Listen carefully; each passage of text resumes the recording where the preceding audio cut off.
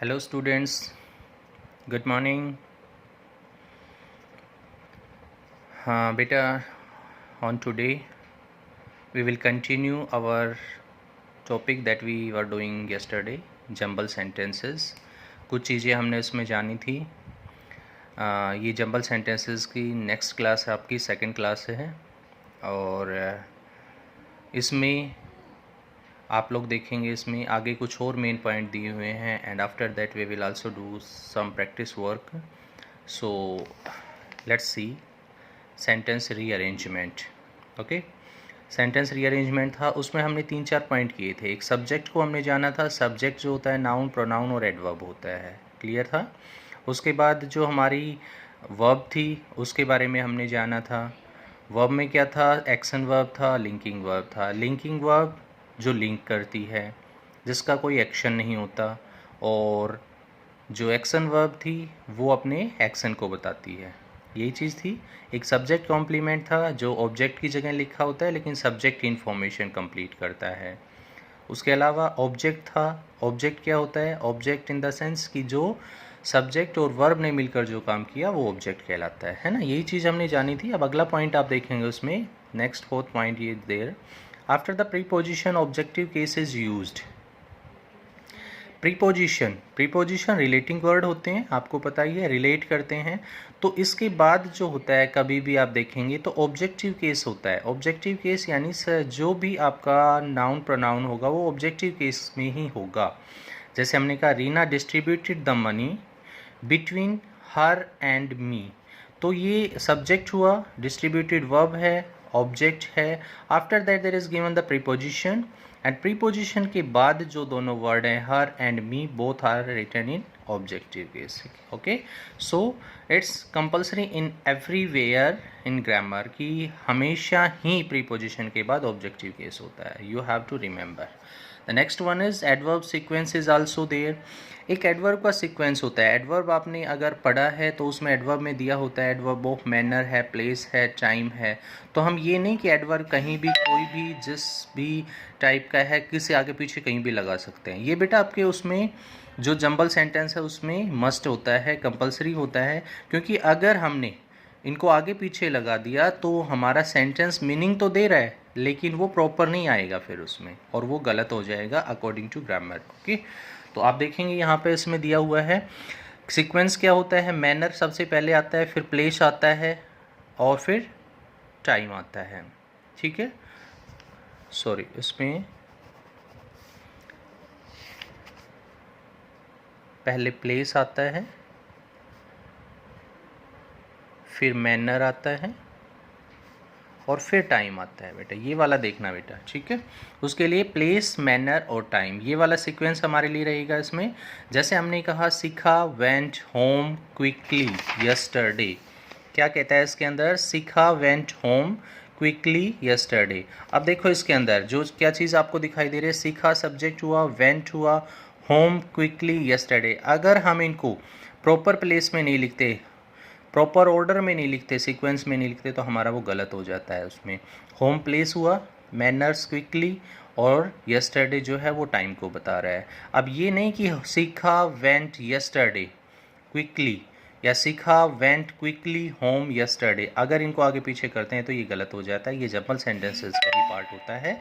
Adverbs के topic में इसके डिटेल से पढ़ते हैं, but you have to see this type of the sequence in adverb in jumble sentences. Okay बेटा, यस. उसके बाद एक चीज़ और बताता है, एट्रीब्यूट होता है.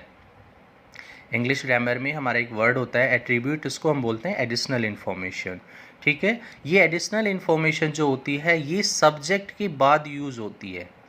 ठीक है, कई बार हम कंफ्यूज हो जाते हैं. जैसे मैं आपको एग्जांपल से समझाता हूँ किस तरह से. मैंने लिखा द ग्रेट अकबर रूल्ड मैजेस्टिकली. अब ये देखो, ये द ग्रेट जो है किसके बारे में बता रहा है? अकबर के बारे में. अगर मैंने इसको अकबर को यहाँ से हटा दिया तो द ग्रेट, इसकी कोई अपने आप में वैल्यू हुई?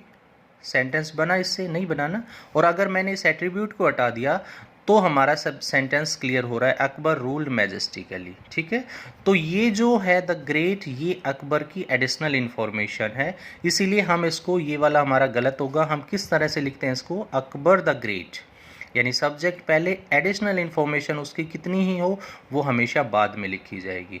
द ग्रेट अकबर लिखने को तो हमारा सेंटेंस सही दिख रहा है, बट बेटा ये अकॉर्डिंग टू ग्रामर गलत हो जाता है, इसीलिए हमें इन पॉइंटों को ध्यान रखना है। तो हम ये एट्रीब्यूट को या फिर इसको एडिशनल इन्फॉर्मेशन बोलते हैं, इसे हम क्या करते हैं, पहले सब्जेक्ट और फिर उसके बाद ये लिखते हैं, ठीक है। नेक्स्ट वाला आप देखेंगे टाइम एडवर्ब जो होते हैं लास्ट में यूज़ किए जाते हैं, ठीक है ना। टाइम वाले एडवर्ब जैसे टुमारो, टुडे, यस्टरडे, ये वाले। अब जैसे हमने ये लिख दिया tomorrow we will go to, he will go to Delhi, तो ये गलत हो जाएगा क्योंकि this can't be as a subject, ये एज अ सब्जेक्ट आप उसको यूज़ नहीं कर रहे। सेंटेंस की सेंस तो ये दे रहा है कि कल वो दिल्ली जाएगा, लेकिन रूल से गलत हो जाता है। इन पॉइंटों को आपको ध्यान देना है। इसमें हम करेक्ट क्या लिखेंगे, he will go to Delhi tomorrow.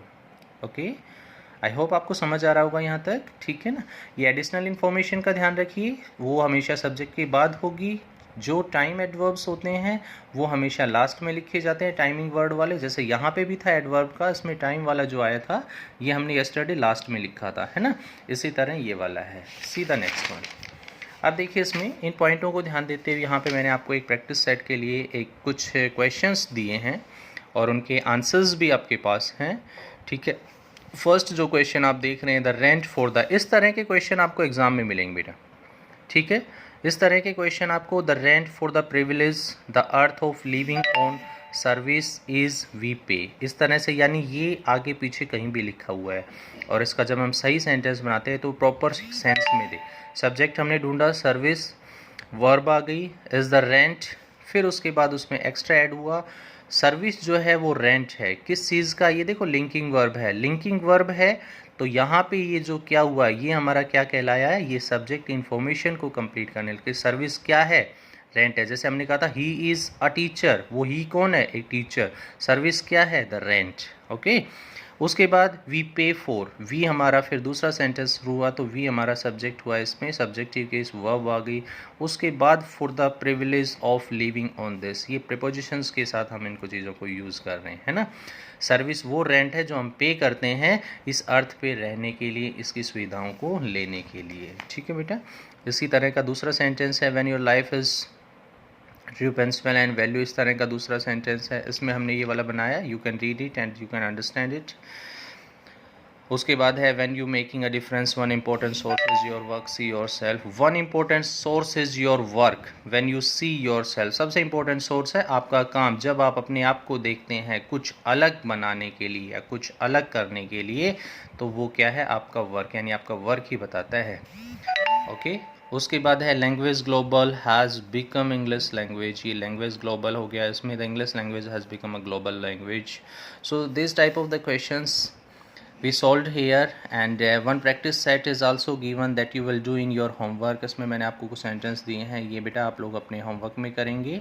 और बिकॉज इस क्वेश्चन में एक चीज़ अगर हम ध्यान देते हैं तो ये जो है हमारा रूल्स की बजाय प्रैक्टिस बेस्ड क्वेश्चन है। जितनी ज़्यादा आप प्रैक्टिस करेंगे, जहाँ से जो मटेरियल आपको मिलता है, डू द प्रैक्टिस। मैं भी आपको और काफ़ी सेंटेंसेस देंगे, एक दो क्लासेस में और इसकी प्रैक्टिस करवाएंगे। कल हम इनके आंसर्स पे डिस्कस करेंगे और नेक्स्ट क्वेश्चंस आपको मिलेंगे। I will give the snapshot of all these matters that we discussed on today. Okay, तब तक आप इनको डिस्कस कीजिए एंड अपनी फेयर नोटबुक में सॉल्व कीजिए एंड इनको समझिए अच्छे से, ठीक है बेटा। Thank you so much, have a good day, thank you.